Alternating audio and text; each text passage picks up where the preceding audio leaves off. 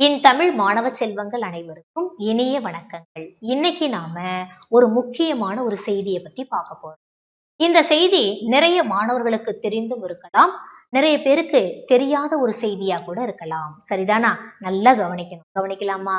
கவனிங்களேன். அதாவது இல் அப்படிங்கிற உருவானது அப்படிங்கிற உருவானது நம்ம வேற்றுமை உருவுகள் படிச்சிருப்போம் சிறு பருவ பிள்ளைங்க. அந்த இல் அப்படிங்கிற உருவானது 5ஆம் வேற்றுமையிலும் வரும், 7ஆம் வேற்றுமையிலும் வரும். எல்லாருக்குமே தெரியும் இல்லையா? அதான் நான் சொல்லியிருக்கேன் பாருங்க. இல் உருவானது 5 மற்றும் 7ஆம் வேற்றுமையிலும் வரும்.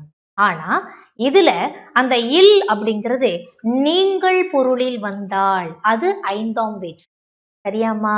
அதுவே இல் அப்படிங்கிறது இடப்பொருளில் வந்தால் அது 7ஆம் வேற்று. எப்படி நாங்க தெரிஞ்சுக்கிறது கவனிக்கலாமா? இப்ப பாருங்க, இல் அப்படிங்கிறது நீங்கள் பொருளில் அப்படின்னு சொல்லியிருக்கேன். பாருங்க நல்லா கவனிங்கம்மா.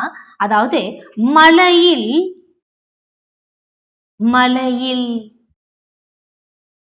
வீழ்ந்த அல்லது வீழ் அருவி. புரியுதுங்களா? நீங்கள் பொருள், மலையிலிருந்து அருவி என்ன செய்து கீழே கொட்டிடுச்சு. நீங்கள் பொருளில் வந்து. சரியா? அதனால இது என்னன்னு சொல்றோம் நாம? 5ஆம் வேற்றுமை. ஞாபகம் வச்சுக்கணும். சரியா? அடுத்தது பாருமா, அதே இல் ஆனது இடப்பொருளில் வந்தால். ஓகே, அப்ப இடப்பொருளில் வந்தால் என்ன உதாரணம் வச்சு நாங்க தெரிஞ்சுக்கலாம். கவனிங்க. மலையில் கோயில். புரியுதாமா? குகையில் புலி. புரிஞ்சுதா என்ன நான் சொல்றேன்னு? சரியா?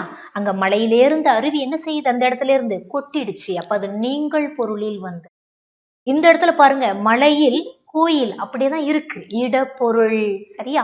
குகையில் புலி, குகைக்குள்ள புலி இருக்கு, இடப்பொருளில் வந்தது. சரிங்களா?